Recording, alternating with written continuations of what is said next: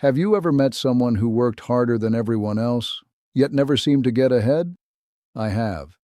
In fact, for most of my life, that person was me. I spent over 50 years believing that money was the answer to every problem. If I could just earn a little more, work a little longer, get one more promotion, then life would finally become easier.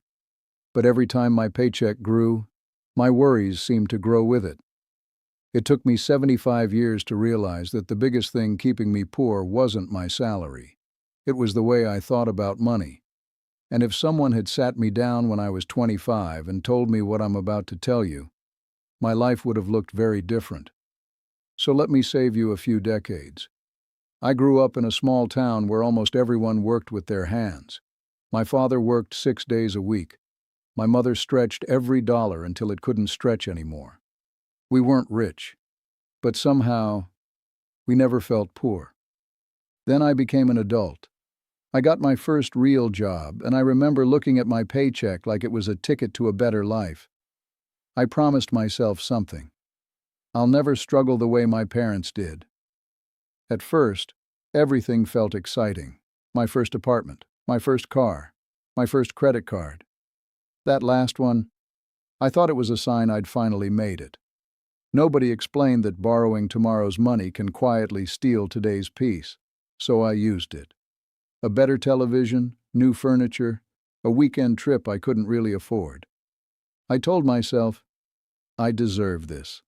Maybe you've said those words too. Most of us have. A few years later, I got promoted. It felt incredible. More responsibility, more money, more respect. Or at least, that's what I thought. Within 6 months, I'd upgraded almost everything in my life. A newer car, a bigger apartment, more expensive clothes. And somehow, at the end of every month, I had less money than before. It made no sense. I was earning more than I'd ever earned. So why did I feel more trapped?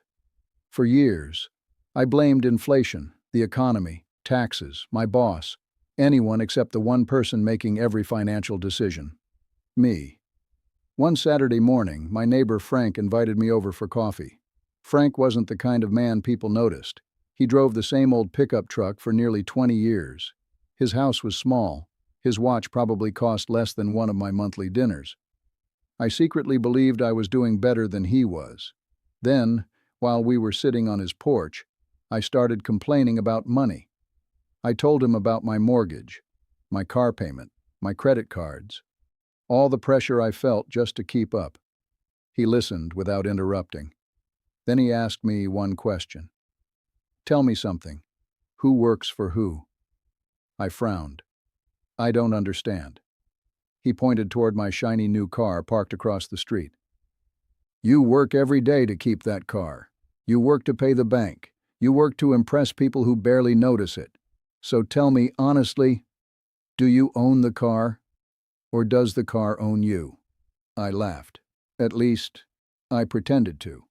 But on the drive home, his words refused to leave my mind.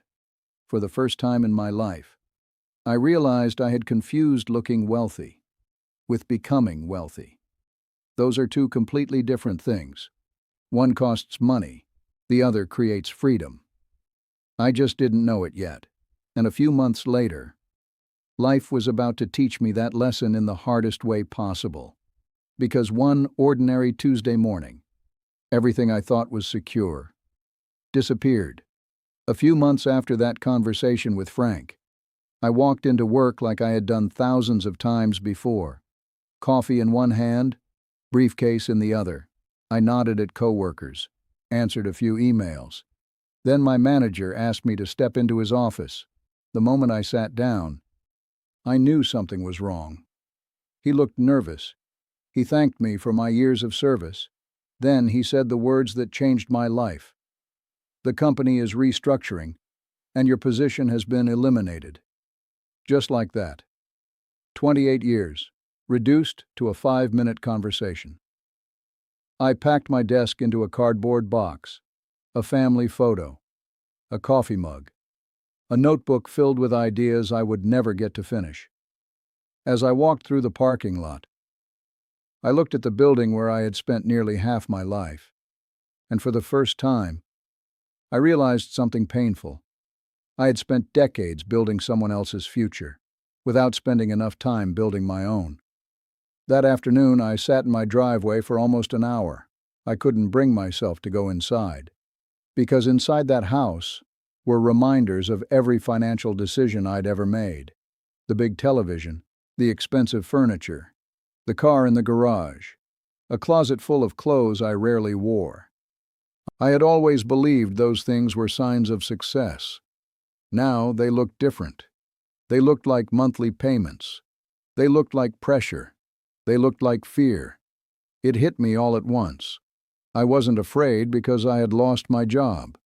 I was afraid because my entire lifestyle depended on never losing it. That realization was harder than unemployment itself. The next morning, I woke up earlier than usual. Not because I had somewhere to be, because I couldn't sleep. So I made a cup of coffee and started writing down every monthly expense: mortgage, insurance, car payment, credit cards, subscriptions I had forgotten I was even paying for. By the time I finished, I wasn't looking at a budget. I was looking at years of unconscious decisions. None of those purchases had seemed dangerous on their own. But together, they had quietly built a prison, not with steel bars, with monthly bills. That's the thing about financial traps. They rarely appear overnight. They arrive one comfortable decision at a time. A week later, I met Frank again. He asked how I was doing. I admitted the truth. "I don't know what I'm going to do." He nodded. Then he said something I still think about today. "Most people think freedom comes from making more money. Real freedom comes from needing less." At first, I resisted that idea. It sounded too simple. Surely wealth had to be more complicated than that. But over the following months, I started selling things I didn't use. An old motorcycle, exercise equipment gathering dust, boxes that hadn't been opened in years. And with every item that left my garage, something else left too. A little stress, a little worry, a little weight I hadn't realized I was carrying. For the first time in years, my home felt lighter. So did I. That's when I noticed something I had completely missed during my working years. The happiest people I knew weren't always the ones with the biggest paychecks. They were the people who had control over their time. One couple spent every Friday evening watching the sunset together. Another neighbor volunteered at the local food bank twice a week. A retired teacher spent mornings reading books to children at the library. None of them drove luxury cars. None of them lived in mansions. Yet they all possessed something I had been chasing my entire life. Peace. Not the kind you buy, the kind you build. Slowly. Patiently. One decision at a time.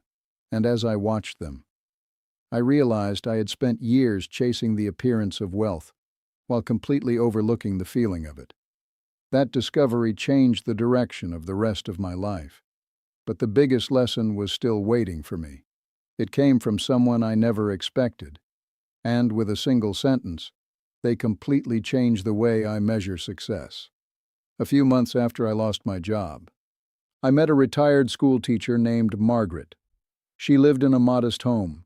She drove a 12-year-old sedan. She never wore expensive jewelry. Yet every time I saw her, she seemed happier than people who earned 10 times as much. One afternoon I finally asked her, "Margaret, what's your secret?" She smiled. Not the kind of smile people fake for photographs, the kind that comes from a peaceful life. Then she said something so simple, I almost laughed. I stopped trying to impress people who weren't paying my bills. That sentence stayed with me, because when I looked back at my own life, I realized how many decisions I'd made for other people. The car wasn't for me. It was for the neighbors. The expensive watch wasn't for me. It was for coworkers. The bigger house wasn't because I needed more space. It was because I thought success had to look a certain way. I had spent years buying things, to earn approval from people who had already forgotten them. Not long after that, I started changing small habits. Nothing dramatic. I made coffee at home instead of buying it every morning. I canceled subscriptions I never used. I stopped replacing things that weren't broken. At first, those changes felt insignificant, but after a year, they had completely changed my finances. More importantly, they changed my mind. For the first time in decades, I wasn't thinking about the next thing to buy. I was thinking about the next memory I wanted to create. I took walks with my wife, visited old friends, spent afternoons teaching my granddaughter how to fish. Those moments cost almost nothing, yet somehow, they made me feel richer than any paycheck ever had. Then one evening, my granddaughter asked me a question. She looked at me and said, "Grandpa, were you always this happy?" I smiled. Then I told her the truth. No. For a long time, I confused being busy with being successful. She didn't fully understand what I meant. Children rarely do. But one day, I hope she will. Because life has a strange way of teaching the same lessons, to every generation. The only difference is whether we're willing to learn them sooner. If I could sit across the table from my 25-year-old self, I'd tell him this: don't chase the appearance of wealth. Chase peace. Learn skills instead of showing off possessions. Save before you spend.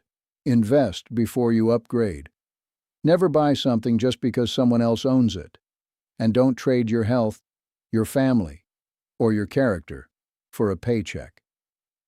Money can replace many things, but it can never buy another Saturday with the people you love. It can never buy back missed birthdays or conversations that never happened. Time is the one currency we're all spending every single day. Spend it carefully. So, why do most people stay poor? Some face hardships they never chose. Life isn't equally fair. Some people begin far behind others. That's the truth. But many of us also stay trapped because we believe that earning more will automatically solve everything. Sometimes it helps, sometimes it doesn't. Without better habits, more money often creates bigger problems. Real wealth begins the moment you stop asking, "How can I look successful?" and start asking, "How can I build a life that feels successful?" Those are two very different goals. Today, at 75, I don't remember every paycheck I earned. I don't remember every promotion. I don't remember the model of every car I owned. But I remember holding my granddaughter's hand as we watched the sunset. I remember laughing with old friends on a front porch. I remember quiet dinners with my wife. Those memories never sent me a bill. They never lost value. And they remind me every day that the richest moments in life are rarely the most expensive. So if you're listening to this, whether you're 20, 40, or 60, don't wait as long as I did. Take care of your money, but take even better care of your time, because one day you'll discover what I finally understood at 75. The goal was never to become the richest person in the room.